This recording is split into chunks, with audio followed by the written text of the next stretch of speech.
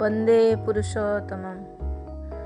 ଶ୍ରୀ ଶ୍ରୀ ଠାକୁର ଅନୁକୂଳ ଚନ୍ଦ୍ରଙ୍କର ପାଦପଦ୍ମ ଚିହ୍ନ ସଂଗ୍ରହ ବେଳେ ମାସିମା ଓ ରେଣୁମାଙ୍କର ଅନୁଭୂତିର କାହାଣୀ। ବଙ୍ଗଳା 1335 ସାଲ। ଘରକୁ ଫେରି ମନେ ହେଲା ପାଦପଦ୍ମର ଛାପ ପୁଣି ନେବି। ପରଦିନ ଗୋଟିଏ ରୂପାର ଥାଳି କରି ଚନ୍ଦନ ଘଷି ଗୋଟିଏ ରୁମାଲ ନେଇ ଆଶ୍ରମକୁ ଯାଇଛି। ଶ୍ରୀ ଶ୍ରୀ ଠାକୁର ସେତେବେଳେ ଦାରୁଶିଳ୍ପ ଘରର ସାମ୍ନା ବେଞ୍ଚରେ ଆସି ବସିଥିଲେ। ତେଣୁ ଥାଳିଟି ଲୁଗାରେ ଢାଙ୍କି ଲୁଚେଇ ନେଇଯାଉଛି। ପାଖରେ ଦେଖିପାରି କହିଲେ, କ'ଣ ଆଣିଛୁ? ଗୋପାଳର ଘରକୁ ଯାଇ ରେଣୁମାକୁ ଜିଜ୍ଞାସା କଲି, ମା, ଠାକୁର ତୁମ ଘରକୁ କେତେବେଳେ ଆସିବେ? ରେଣୁମା କହିଲେ, ମାସିମା, ଠାକୁର ଆଜି ଆଉ ଆସିବେ ନାହିଁ, କାଲି ସକାଳେ ଆସିବେ। ଆପଣ ସେଇ ସମୟରେ ଆସିବେ।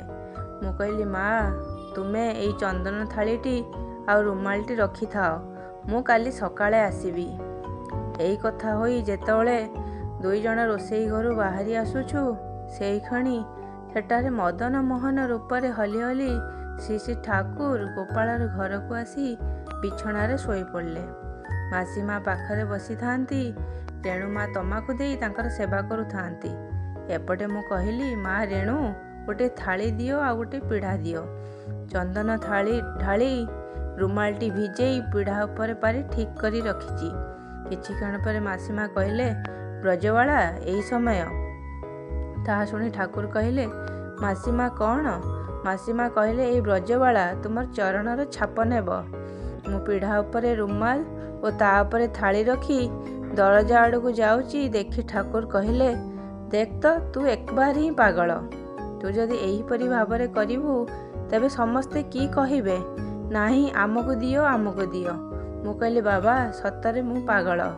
ଏହା କହି ଥାଳି ଓ ପିଢ଼ା ଚୌକିର ପାଖରେ ରଖି ଖୁବ୍ ପ୍ରାର୍ଥନା କରୁଛି। କିଛି କ୍ଷଣ ପରେ ସେ ଚୌକିରେ ବସି ଚରଣ ଦୁଇଟି ଝୁଲେଇ ଦେଲେ। ମୁଁ ଥାଳିଟି ଦୁଇ ହାତରେ ଧରିଛି। ସେ କି ବିଶ୍ୱମ୍ବର ଭାବ! ହାତରେ ରଖି ନ ପାରି ଯେମିତି ତଳେ ଥୋଇ ଦେଇଛି।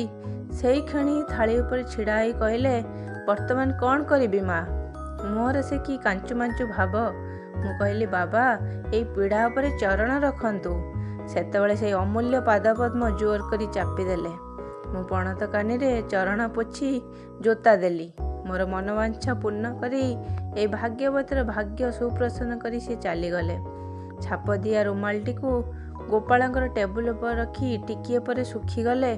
ଘରକୁ ନେଇ ଆସି ଗୃହପ୍ରବେଶର ସମୟ ଶ୍ରୀ ଶ୍ରୀ ଠାକୁରଙ୍କର ଶେଷବାର ସମାଧି ହେବା ଚୌକିରେ ରଖିଦେଇଛି।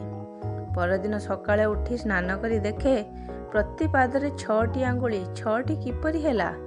ଭକ୍ତି ବି ଦେଖି କହିଲା, ତାହା ତ ମା, ଏହା କି ଆଶ୍ଚର୍ଯ୍ୟ! ତାଙ୍କର ତ 5ଟି କରି ଆଙ୍ଗୁଳି।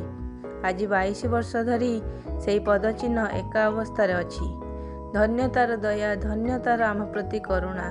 ଏହି ଅମୂଲ୍ୟ ଜିନିଷ ଯିଏ କେହି ପାଏ ନାହିଁ।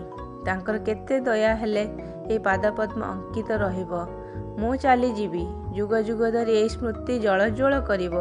ଏହା ଯେ ତାର ପ୍ରତ୍ୟକ୍ଷ ଲୀଳା, ଏହାର ମର୍ମ କିଏ ଗ୍ରହଣ କରିପାରିବ?